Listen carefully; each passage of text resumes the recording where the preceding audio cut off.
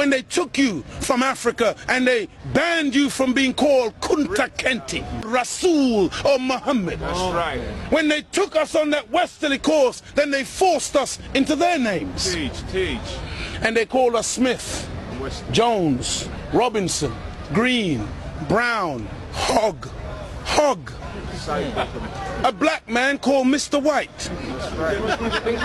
And when we go to China, and we put our passport down, and the Chinese immigration control official looks at that passport and he sees Mr. White, he expects to see a white man.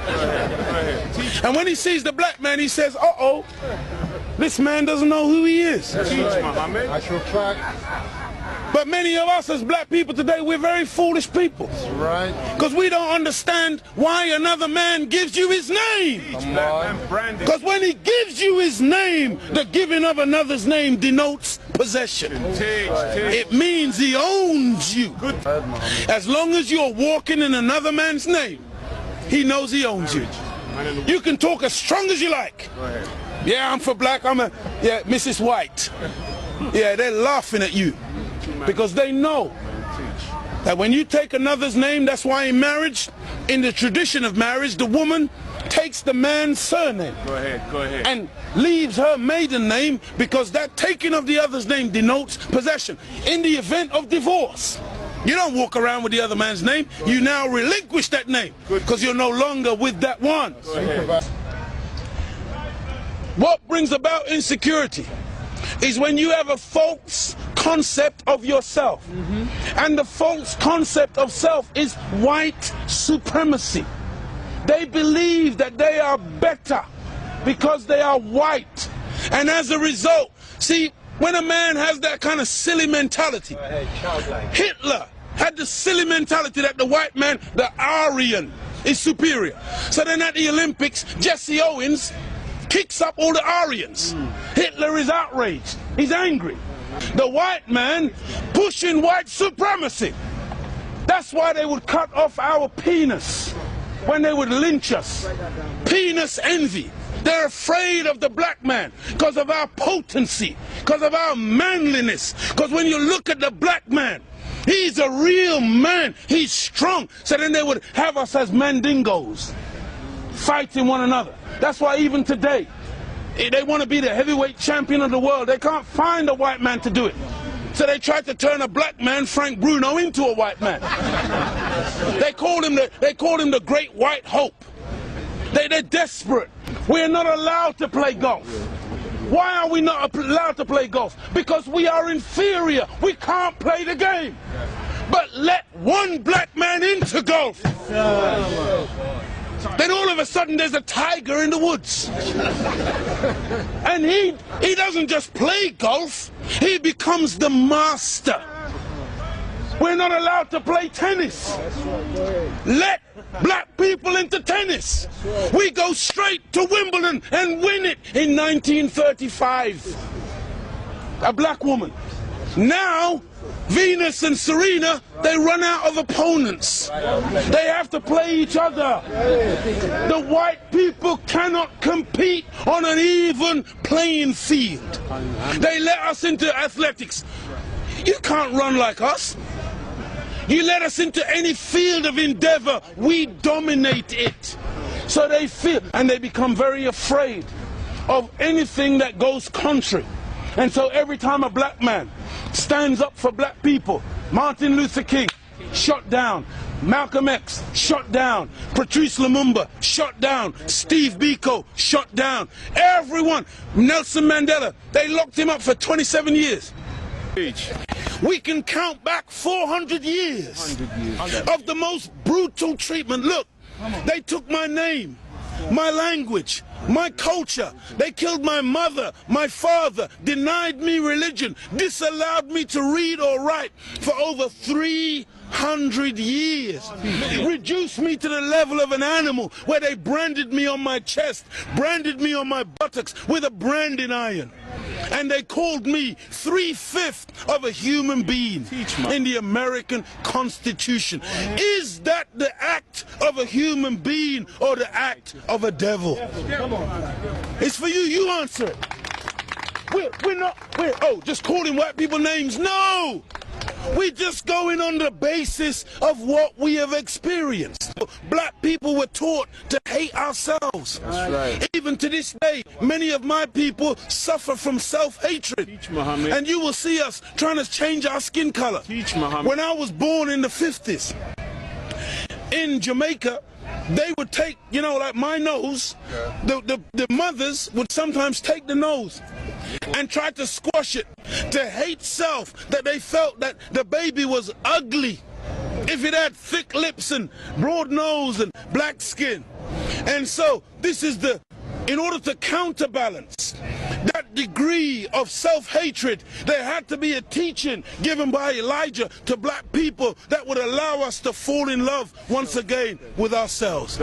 See, because look, I know you're a wise man, and so you must understand that I'm a baby in wisdom, but I'm not a fool. And he's saying here today that the Caucasian is in fact the oldest group on the planet. I beg to differ. Look, one of the most famous anthropologists is Professor Leakey. And when Professor Leakey went in search of the origin of human beings and human species, he didn't stop very long in Europe. He went to Africa.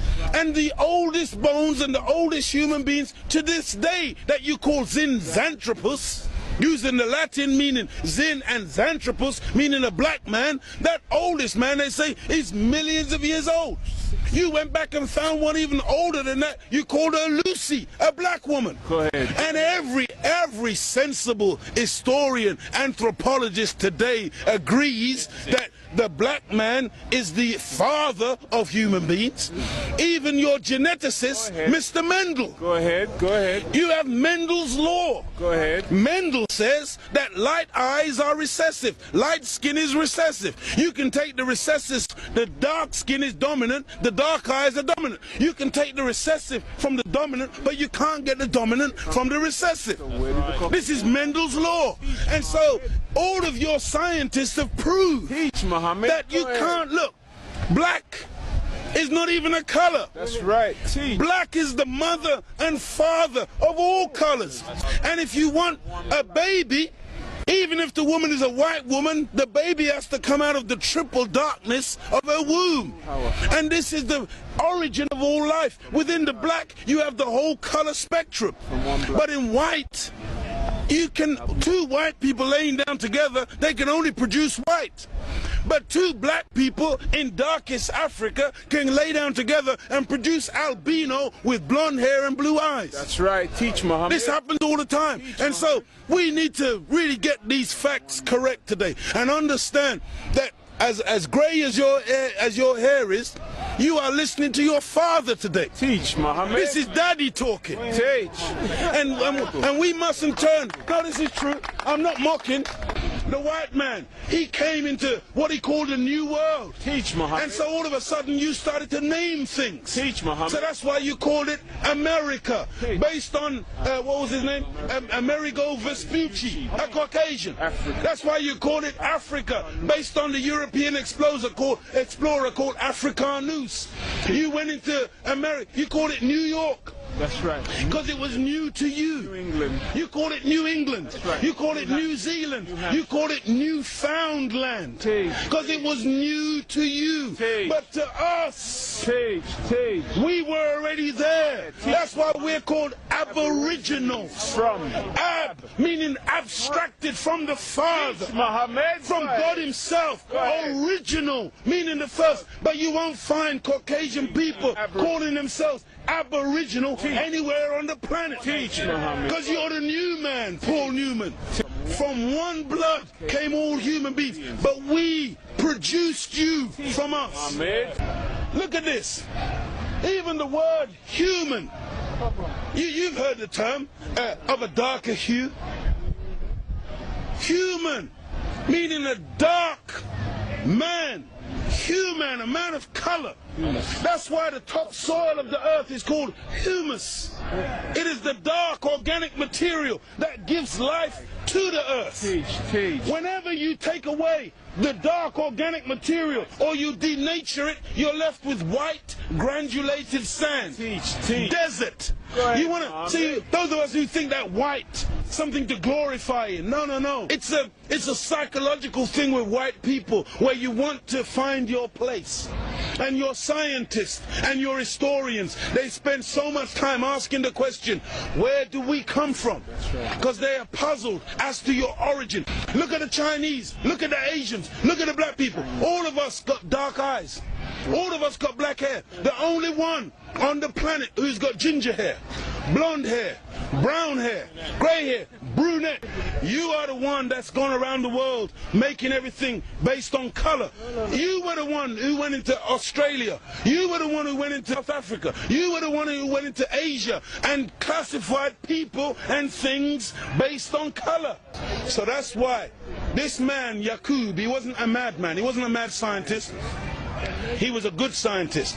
And the Caucasian person is a person who is anti-nature. That's why when the sun comes out, I'm energized. Me and the sun, we got a relationship. I love the sun. I don't need no sunscreen. I don't get cancer from the sun. Me and the sun have got a good relationship. I love it and it loves me. But white people, you got to put sunblock on. You got to hide from the sun, because now you might get a little melanoma. Part of me on you, that means you're dead.